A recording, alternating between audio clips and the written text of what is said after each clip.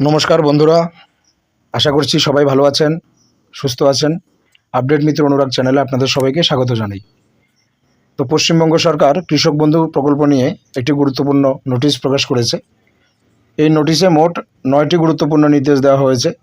আজ আমি সহজ বাংলায় প্রতিটি পয়েন্ট বুঝিয়ে দিচ্ছি। তো চলুন ভিডিওটি শুরু করা যাক। প্রথম নির্দেশে বলা হয়েছে, কৃষক বন্ধু প্রকল্পের সমস্ত উপভোক্তার তথ্য পিএম কিষাণ ডেটাবেসের সঙ্গে মিলিয়ে দেখা হবে। এর উদ্দেশ্য হলো, যারা পিএম কিষাণ পাওয়ার যোগ্য কিন্তু এখনও সেই প্রকল্পে অন্তর্ভুক্ত হননি, তাদের চিহ্নিত করা। এরপর সেই তথ্য কৃষক বন্ধু পোর্টালে আপডেট করা হবে। দ্বিতীয় নির্দেশ অনুযায়ী ফিল্ড ভেরিফিকেশান প্রত্যেক উপভোক্তার বিস্তারিত যাচাই করা হবে। এই সময় Aadhaar card, voter card, bank account, জমির নথি এবং স্বামী বা স্ত্রীর তথ্য সংগ্রহ করা হবে। এছাড়া দেখা হবে আবেদনকারী সরকারি চাকরি করেন কিনা, সরকারি পেনশন পান কিনা অথবা আয়কর দেন কিনা। তৃতীয় যে পয়েন্ট, তাতে বলা হয়েছে যেসব উপভোক্তা মৃত, অন্যত্র চলে গেছেন, ভোটার তালিকা থেকে বাদ পড়েছেন অথবা অনুপস্থিত হিসেবে চিহ্নিত হয়েছেন, তাদেরও তথ্য যাচাই করা হবে।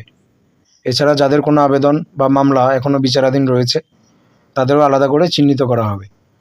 পয়েন্ট নম্বর 4, প্রত্যেক উপভোক্তাকে একটি নির্দিষ্ট ভেরিফিকেশন ফর্ম দেওয়া হবে। সেই ফর্মের সঙ্গে আধার কার্ড, ভোটার কার্ড, জমির রেকর্ড এবং ব্যাঙ্ক অ্যাকাউন্টের প্রয়োজনীয় নথির জেরক্স বা ফটোকপি জমা দিতে হবে। আবেদন গ্রহণের সময় একটি ইউনিক সিরিয়াল নম্বরও দেওয়া হবে। পঞ্চম নির্দেশে বলা হয়েছে, যেসব আবেদন সম্পূর্ণ এবং সঠিক থাকবে সেগুলি সরকারি পোর্টালে আপলোড করা হবে। যাচাইকারী আধিকারিক নিজের সুপারিশ লিখে আবেদনটি চূড়ান্ত অনুমোদন বা বাতিলের জন্য সংশ্লিষ্ট কর্তৃপক্ষের কাছে পাঠাবেন। পয়েন্ট নম্বর 6, জেলা শাসক এবং ব্লক উন্নয়ন আধিকারিকদের এই ভেরিফিকেশন প্রক্রিয়ার জন্য পর্যাপ্ত কর্মী ও প্রয়োজনীয় সহায়তার ব্যবস্থা করতে বলা হয়েছে। লক্ষ্য রাখা হয়েছে, পর্যাপ্ত জনবল থাকলে 4 সপ্তাহের মধ্যে এই পুরো কাজ শেষ করা হবে।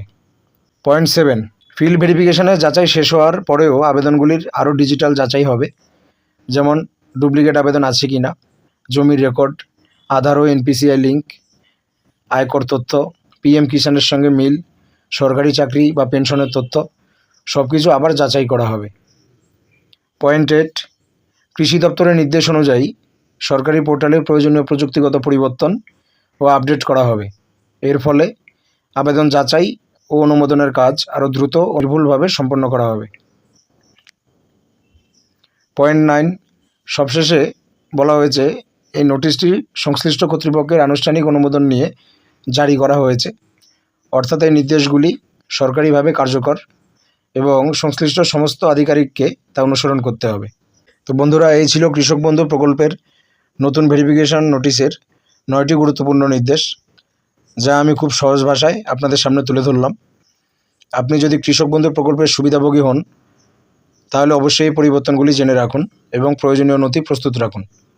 তো যদি ভিডিওটি ভালো লাগে তাহলে লাইক করুন, বন্ধুদের সঙ্গে শেয়ার করুন এবং এমন সরকারি প্রকল্পের নির্ভরযোগ্য আপডেট পেতে আপডেট মিত্র অনুরাগ চ্যানেলটি সাবস্ক্রাইব করতে ভুলবেন না। তো বন্ধুরা, আজ এই পর্যন্তই। সবাই ভালো থাকবেন, সুস্থ থাকবেন। অবশ্যই চ্যানেলটি সাবস্ক্রাইব করে দেবেন। ধন্যবাদ। দেখা হবে পরবর্তী কোনো ভিডিওতে।